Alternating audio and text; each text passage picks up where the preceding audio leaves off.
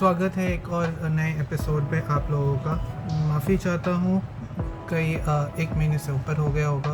Of course क्या कहते हैं, आपके संपर्क आने में देरी हो गई।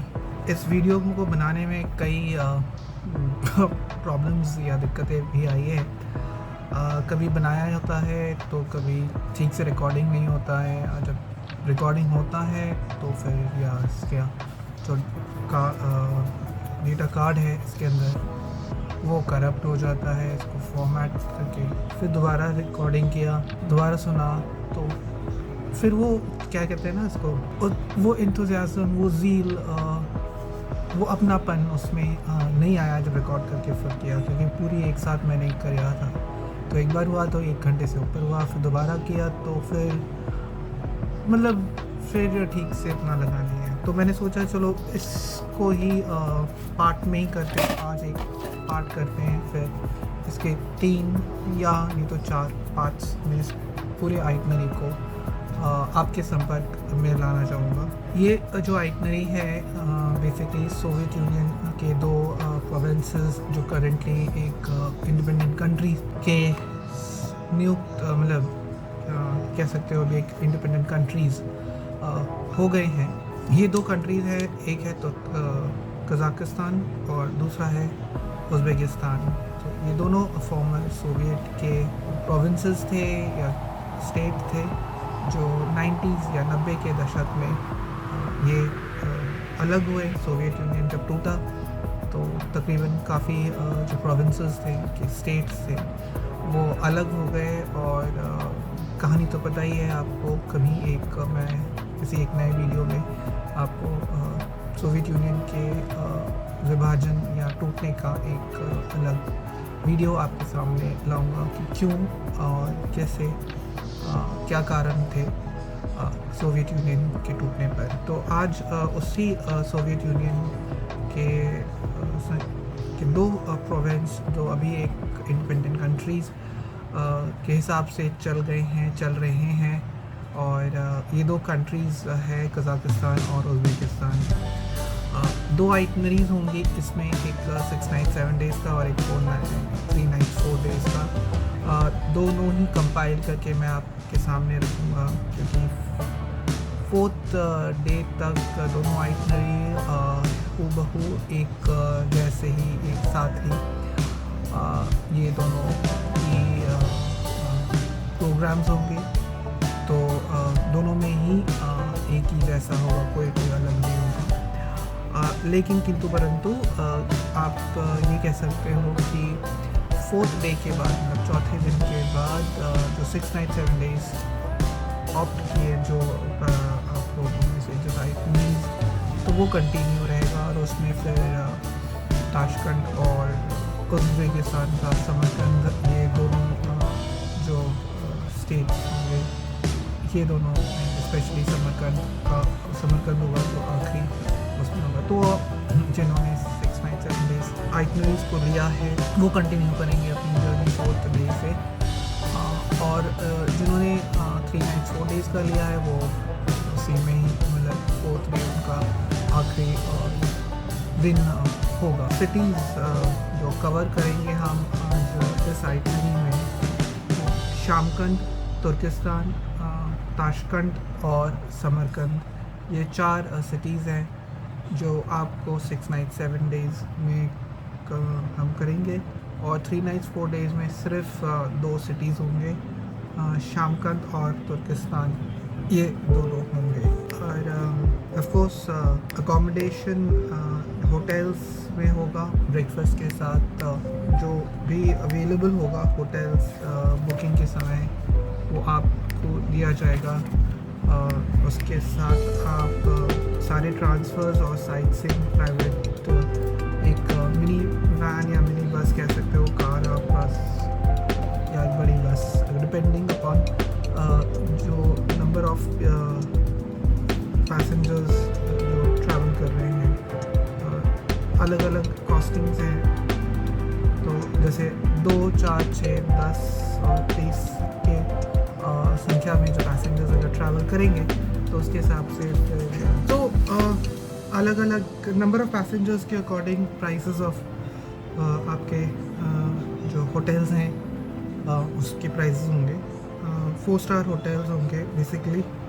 जो प्रॉपर्टी आपके साथ हम आपको देंगे वो होगा या रमादा होगा या हैम्पटन बाय हिल्टन, वो ताशकंद में होगा और शामकंद में रमादा होगा। ये दोनों 4 स्टार कैटेगरी के होंगे। बाकी जो sight seeing transfer by car, private mini bus या डिपेंडिंग ऑन कितने लोग हैं तो बड़ी बस भी उसके अकॉर्डिंग होगी। मील्स ब्रेकफास्ट होगा, lunch and dinner as according to the programme होगा। ब्रेकफास्ट एंट्री फीस इंक्लूड होगा हर एक मॉन्यूमेंट में। साथ में आपका एक वाटर बॉटल होगा छोटा सा पर डे, हर रोज़ एक वाटर बॉटल आपके पास दिया जाएगा। ट्रैवल टैक्स 5% का ये इंक्लूड होगा होटल में। और साथ में Kazakhstan visa free on arrival, मतलब अगर आप कज़ाकिस्तान एम्बेसी से वीज़ा करवा लेते हैं तो आप वीज़ा करवा के आप निकल सकते हो। अगर आपने वीज़ा नहीं करवाया, ऑन अराइवल वीज़ा आपके कज़ाकिस्तान में हो जाएगा। जो चीज़ इंक्लूड नहीं है वो जैसे वो फेयर, आपकी फ़्लाइट की फेयर्स हो गई, बस यही कह सकते हैं। फ़्लाइट की फेयर हो गई और क्या हुआ, हाँ इंक्लूड में और एक है कि कौन सा है, सॉरी 3 नाइट 4 डेज़ वाला प्रोग्राम आपके सामने खुला हुआ था। तो 6 नाइट 7 डेज़ वाले प्रोग्राम में आपको समरकंद वाली जो ट्रेन है उसकी टिकट्स आपको मिल जाएगी, वो भी इकॉनमी क्लास में। वाटर बॉटल है आपको मिलेगा 5%। टैक्स आपका होटल में लगेगा, वो ट्रैवल टैक्स लगेगा। और कज़ाकिस्तान वीज़ा ऑन अराइवल आपको मिलेगा अगर आप वीज़ा नहीं लगाया आदि मतलब ट्रैवल करने से पहले। मेरी एक छोटी सी एडवाइस ये है कि आप वीज़ा लगा के आप ट्रैवल कर दीजिए, वो बेटर रहेगा। और of course on arrival visa भी है, ठीक है। समरकंद वाला जो रेलवे या ट्रेन की जो जर्नी है उसमें जो 6 नाइट 7 डेज़ की जो आइटनरी है उसमें वो उस प्रोग्राम में आपका ट्रेन की टिकट्स अवेलेबल की जाएगी। तो ये है। बाकी जो फ़्लाइट टिकट्स नॉट वो इंक्लूड नहीं है किसी भी इसमें। और बस ये है। फुल बोर्ड सप्लीमेंट्री जो है इंडियन लोकल नॉन वेज ये सारे जितने भी हैं ये इंक्लूड नहीं है। मील्स इंक्लूड नहीं है ब्रेकफास्ट को छोड़ के। बाकी जो है उज़्बेकिस्तान का वीज़ा जो है वो $21 पर पर्सन के हिसाब से चार्जेबल है। तो आप ऑन अराइवल या यहाँ से करवा के जा सकते हैं। बाकी जो मील्स हैं फुल बोर्ड मील्स हैं वो $144 पर पर्सन, मतलब $144 पर पर्सन के हिसाब से ये सब है। अब ये तो हो गया जो मेन चीज़ें आपको बताने के लिए, जो मेन इम्पॉर्टेंट थिंग्स हैं। आइटनरी आपका 6 नाइट 7 डेज़ की पूरी एक आइटनरी होगी, डे 1 से डे 7 तक। पहला दिन आपका शामकंद का सिटी टूर रहेगा। फिर हम आएंगे दूसरे दिन में जो शामकंद तुर्किस्तान का एक ट्रैवल होगा 2 घंटे का। फिर तुर्किस्तान की पूरी एक जर्नी करवाएंगे, फिर लोकल साइट सीइंग होगा। फिर तीसरा दिन आप वापस शामकंद आएंगे और शामकंद में फिर उसका लोकल साइट सीइंग होगा।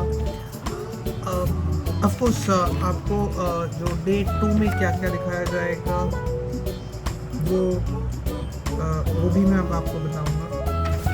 डे 3 में वाला भी आपको आगे इसके आगे बताऊंगा। डे 4 में जिन लोगों ने 3 नाइट्स 4 डेज़ का जो आइटनरी ऑप्ट किया हुआ है इसमें से उनका डे 4 आखिरी होगा। उसके बाद आप अपने आगे गंतव्य के लिए आप रवाना हो जाएंगे, क्योंकि आप लोगों को हम एयरपोर्ट में छोड़ के आएंगे, इंतज़ार करेंगे ताकि आप अगले या घर के लिए या आगे जो डेस्टिनेशंस हैं उसके लिए आप रवाना हो सकते हो। और जिन्होंने 7 डेज़ की जो आइटनरी 6 नाइट 7 डेज़ की आइटनरी नहीं है वो उनका 4th डे जो है वो ताशकंद का होगा ट्रांसफ़र, और ऑफ कोर्स उसमें आपकी कुछ शॉपिंग्स और ऐसे कुछ जगहों की सैर करवाएंगे। साथ में आपका 5th डे जो अगला दिन होगा वो आपका ताशकंद का सिटी टूर होगा, जिसमें आप कई चीज़ें देखेंगे। जो 6th डे है वो आपका होगा ताशकंद से समरकंद के लिए ट्रेन जर्नी, और पहुँच के समरकंद का एक टूर लेकर फिर अगले दिन ये जो आइटनरी है 7 डेज़ की वो 7वें दिन जाके समाप्त होती है, और फिर उसके बाद या आप अपने आगे गंतव्य या आगे जो भी जगह आपने जाना है आप वहाँ पर जा सकते हैं। तो एयरपोर्ट में हम आपको छोड़ देंगे और अगले फ्लाइट के लिए आप ले सकते हैं अपनी यादों के साथ अगली डेस्टिनेशन। तो जो चीज़ हम डे 1 में आपको दिखाएंगे या आपको बताएंगे, एक छोटी सी स्टोरी है वो आपको बता रहे हैं। तकरीबन शाम के 3 बजे आप शामकंद पहुँचोगे। आपकी फ़्लाइट जो भी है जहाँ से भी आ रही होगी, उसके बाद आप अपने होटल में फ़्रेश होंगे। तब तक लिए हम आपको बता दें कि शामकंद सिटी टूर या इस शहर के बारे में छोटी सी एक जानकारी आपको दे दें। ये एक बहुत पौराणिक शहर है, जिसे हम एंशिएंट सिटी कहते हैं, और ये लोकेटेड कहाँ पर है? ये साउथ ऑफ द कंट्री, मतलब इस देश के दक्षिणी क्षेत्र में इसकी लोकेशन है। इसकी लोकेशन जो है वो बेसिकली एक बड़े से तालाब तो नहीं कह सकते, लेकिन एक पानी का एक ज़ख़ीरा या ओएसिस कह सकते हो। तो उस ओएसिस का नाम साईराम ओएसिस है। तो उसके इर्द-गिर्द ये शहर या ये पहले एक गाँव या एक सेटलमेंट या बस्ती बनी हुई थी। बसी गाँव बोल सकते हो, गाँव बसी, और फिर आज आप देख सकते हो कि ऑफ कोर्स एक बहुत बड़ा शहर में तब्दील हो गया। ये कहानी आपको हम ले जाते हैं तकरीबन 12वीं शताब्दी के आसपास। ये कहानी है जब ये शहर को बसाने की कोशिश की थी, और बसाने की शुरू भी वहाँ से हुई थी। और इतिहासकारों ने जब इसकी जो खुदाई की थी आर्कियोलॉजिकल के लोगों के साथ, जो पुरातत्व विभाग के लोग हैं उनके साथ इतिहासकारों ने जब इस शहर की खुदाई की थी, तब इनको पता लगा कि ये तकरीबन 12वीं शताब्दी के आसपास ये शहर बसना शुरू हुआ।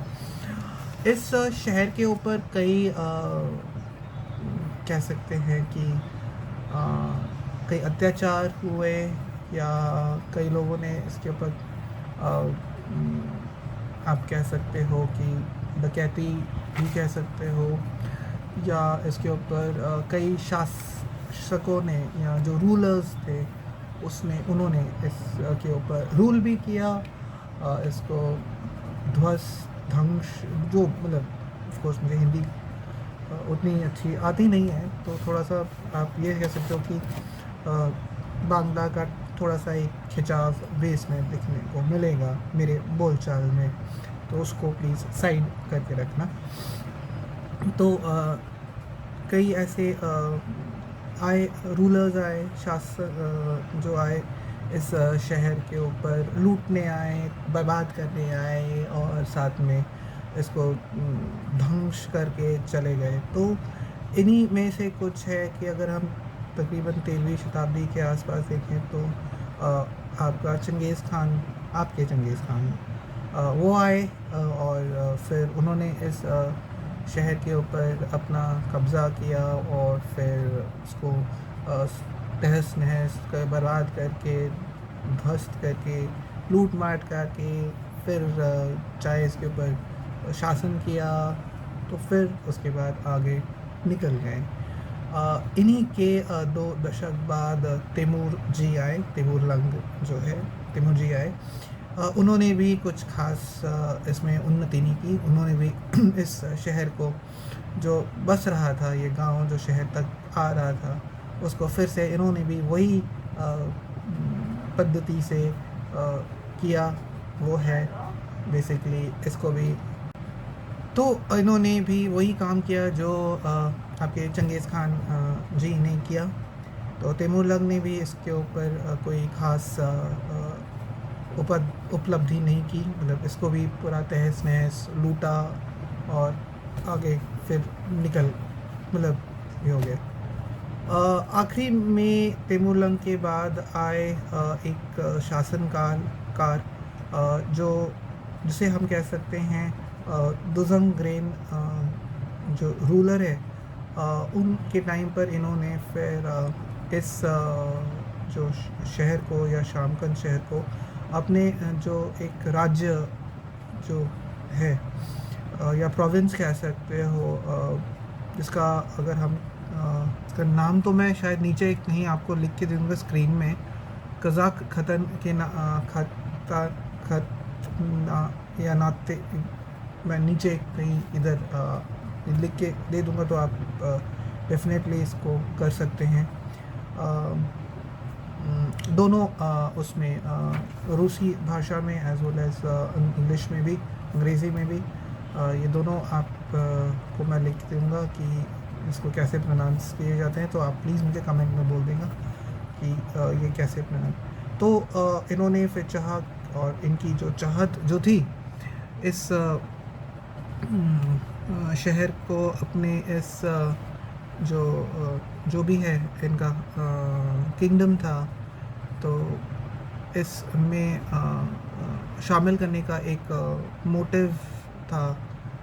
तो इन्होंने फिर आखिरी में इसको इस जो शहर को अपने इस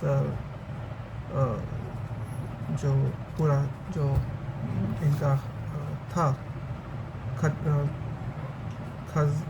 खज़ाक खतन का जो एरिया था, जो इनका शहर बोल सकते, कंट्री बोल सकते हैं, वो बन गया। तो ये एक चीज़ थी। तो आपको उसमें और क्या आप देख पाओगे, आप आज के दिन में डे 1 में बेसिकली इस टूर में आप एली ऑफ तो इसमें आप देख सकते हो एली ऑफ फेम। ये बेसिकली एक पार्क है शमशी कल्दाकॉफ के ऊपर ये पार्क बनाया गया है। छोटी सी बात है, ये वो इंसान है जो एक कवि है या पोएट जिसे कहते हैं, तो कंपोज़र है, लिरिकिस्ट है, जिन्होंने कज़ाकिस्तान का जो नेशनल एंथम है माय कज़ाकिस्तान, उसकी रचना की है। और फिर 2006 के आसपास जो इनके राष्ट्रपति है नूर सुल्तान, हाँ जो मैं बोल रहा था कि 2006 के आसपास इनके जो राष्ट्रपति थे नूर सुल्तान नज़रबाय, उन्होंने इस राष्ट्रगान में थोड़ी सी तब्दीली की, मॉडिफिकेशन जिसे कहते हैं, और फिर उसके बाद से इस जो गाने को कज़ाकिस्तान का इंडिपेंडेंस डे में या जो राष्ट्रगान के रूप में घोषित किया था। तो ये एक छोटी सी है कहानी आप इस चीज़ के ऊपर। और साथ में आप और क्या देख सकते हो, इसमें मॉन्यूमेंट है ज़ेर आना का और ओडिसी स्क्वायर। ये मॉन्यूमेंट एक्चुअली ओडिसी स्क्वायर में है। ओडिसी स्क्वायर भी एक छोटा सा पार्क है बेसिकली, और उसमें एक बड़ा सा स्तंभ है जिसके ऊपर ज़ेर आना की एक स्टैचू है। ये जो डिपिक्ट करता है मदर अर्थ के ऊपर या मदरलैंड के ऊपर बेसिकली, जैसे हम अपने देश को अपनी माता, भारत माता कहते हैं, तो कज़ाकिस्तान अपने देश को अपनी माँ मानती हैं। तो उस कारण जो स्टैचू है वो ज़ेर आना की है, और वो उनको अपने देश की या माँ के रूप में मानती है। अच्छा, एक और है कि यहाँ पर ही इन्होंने गए साल अपनी 20th anniversary of independence of Republic of Kazakhstan मनाया था। तो ये एक पार्क है, ओडिसी स्क्वायर है, पार्क है जहाँ पर ये मॉन्यूमेंट है ज़हराना की, वो भी आप देख सकते हो। एक मेमोरियल है the fallen of great patriotic war. ये बेसिकली एक मेमोरियल है जो द्वितीय विश्व युद्ध में, सेकेंड वर्ल्ड वॉर में जो सैनिक तब जब सोवियत संघ एक हुआ करता था, जब चाहे वो कज़ाकिस्तान हो, उज़्बेकिस्तान हो, किर्गिस्तान हो, जॉर्जिया हो, पोल, जो जितने भी फॉर्मर सोवियत कंट्रीज़ हैं जो आज के दिन में इंडिपेंडेंट हुए, तब वो सोवियत संघ का एक के तहत एक स्टेट हुआ होता था। तो उस समय जो द्वितीय विश्व युद्ध में जितने भी जो सैनिक थे, उनकी जो युद्ध में उन्होंने अपनी जान कुर्बान की थी, तो उनका एक मॉन्यूमेंट आप सिर्फ कज़ाकिस्तान या उज़्बेकिस्तान या किर्गिस्तान के हर एक कोने में आप देख सकते हो। और आप रशिया या रूस, जो अभी का रूस है, वहाँ पर भी अगर आप ऐसे कई मॉन्यूमेंट्स हैं, वहाँ पर जाके आप अपनी श्रद्धांजलि दे सकते हैं। फिर आपको ले जाया जाएगा डेनड्रेनियम। ये एक पार्क है जिसमें कई रकम के फूल, पौधे और पेड़ों का एक बहुत सुंदर एक समारोह बनाया हुआ है। और वो फूल और ये पौधे देश दुनिया से मंगा के यहाँ पर लगाए गए हैं। और उसमें से कुछ यूरोप के हैं, कुछ एशिया के कंट्रीज़ हैं, जैसे आप ये बोल सकते हो कि भारत से भी लाए गए हैं और कुछ ऑस्ट्रेलिया से भी लाए गए हैं। ऐसे कई अलग अलग देशों से इन फूलों और पौधों का एक बहुत बेहतरीन सुंदर सा एक बगीचा, एक पार्क बनाया हुआ है। साथ में आपका क्रेडल ऑफ एंशिएंट श्यामकंद का एक छोटा सा गांव बोल सकते हो या एक म्यूज़ियम है, वो आपके संपर्क बनाया गया है। जैसे हम अपने यहाँ पर तो कुछ नहीं, मैं आपको कुछ तो ये कह सकते हैं कि इन्होंने उस चीज़ में अपनी पुरानी सभ्यता को डिपिक्ट किया है कि कब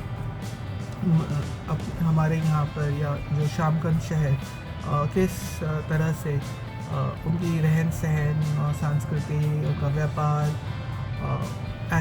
जो चलता था 12वीं शताब्दी से लेकर अब तक, तो उसको पूरा संजो के रखा हुआ है। और उसी के साथ आप देखोगे कि बड़े बड़े हाई राइज बिल्डिंग्स उसी एक क्रेडल ऑफ श्यामकंद या इको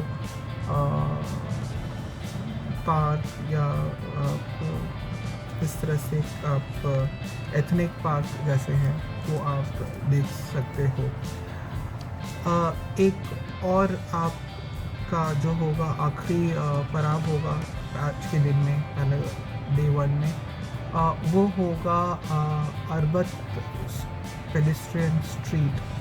ये स्ट्रीट जनाब अरबत जी के नाम पर ये पेडेस्ट्रियन या स्ट्रीट बनाया गया है। और इसके दोनों तरफ आप अगर देखो तो ये लोगों के लिए चलने का है और कुछ बाज़ार है।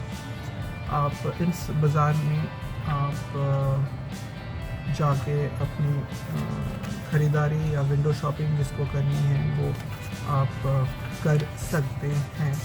तो ऐसे छोटे बहुत सी है। ज़ैबेक ज़ोल्ले स्ट्रीट कहते हैं, तो ये एक छोटी सी है। आपको डे 2 में क्या क्या और दिखाया जाएगा, एक तो आपको हफ्ज़ा अहमद यासवी की मौज़ूलियम है, वो यूनेस्को वर्ल्ड हेरिटेज के अंदर आता है, उसका एक दर्शन होगा, आप उसके जाओगे। फिर आप कुल्टोबे सेटलमेंट्स वो आप देखोगे। और फिर जिसके बाद मैं आपको बोल रहा था क्रेडल ऑफ श्यामकंद, जो इको एथनिक पार्क या एथनॉल तुर्किस्तान है, उसके एक आपको दर्शन होगा या आप विज़िट करोगे। फिर एक करावानसराय है, ये एक आप देखोगे। साथ में आप देखोगे इन इवनिंग शो होगा, कुछ ज़ाइबाक एंड टोलगेन का एक बोट परेड होगा या बोट शो होगा, उसके ऊपर कहानी है, वो आगे किसी नेक्स्ट एपिसोड में आपको बताएंगे हम। फिर कुछ शोज़ होंगे जो कज़ाकिस्तान या करावानसराय के अंदर होंगे, पेड वाले होंगे।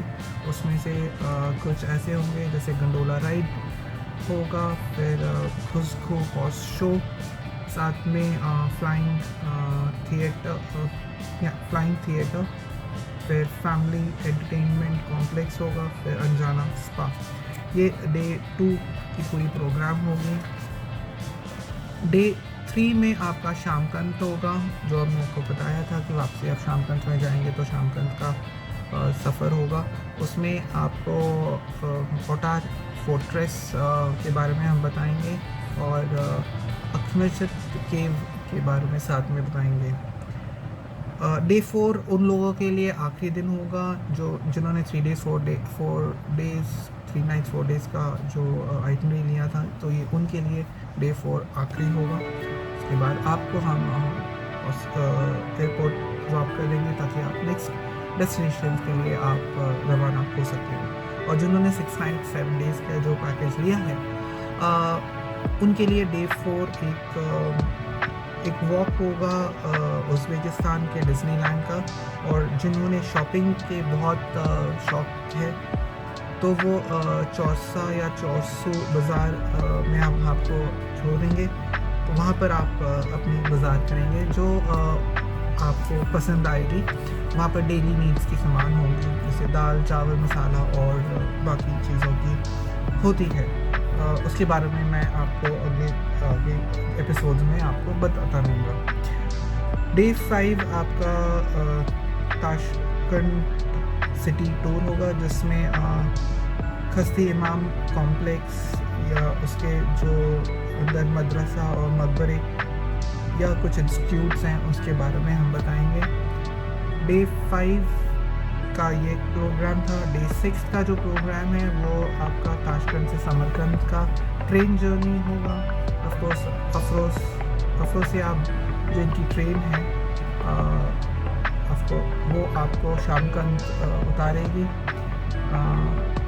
2.5 hours का ये पूरा सफ़र है, तो आप रेल यात्रा करते हुए जाएंगे। आपने अपने देशों में रेल यात्रा काफ़ी की होंगी, वो अलग होगा। और ऑफकोर्स जो मज़ा हमारे भारत में है वो कहीं और नहीं होगा, लेकिन ये भी एक अलग मज़ा होगा इस रेल यात्रा का। इसमें आपको शामकंद की सिटी के अंदर कई चीज़ों के बारे में हम बताएंगे। और 7वां दिन आपका आखिरी दिन होगा, जिसमें आपको हम अलविदा कहेंगे और आप हमारे साथ जो बिताए गए जो पल हैं वो यादों के साथ अपने कैमराज, अपने मन में और ऑफकोर्स सोवेनिर्स के साथ आप अपने घर या आगे डेस्टिनेशंस के लिए आप निकल सकते हैं। बाकी जो है वो मैं आपको पोस्ट करता रहूँगा है। ऑफकोर्स आप इंश्योरेंस करवा के, ट्रैवल इंश्योरेंस मस्ट है। जैसे हम अपने इंश्योरेंस करवाते हैं अपने लिए भी, ऑफकोर्स आप ट्रैवल के लिए भी इंश्योरेंस के लिए आप हमें संपर्क कर सकते हैं। डिटेल्स जो है वीडियो के आखिरी में हम दे देंगे हैं। बाकी वीडियो के लिए आप इंतज़ार कीजिए। तब तक के लिए थैंक यू, टेक केयर और ट्रैवल सेफ।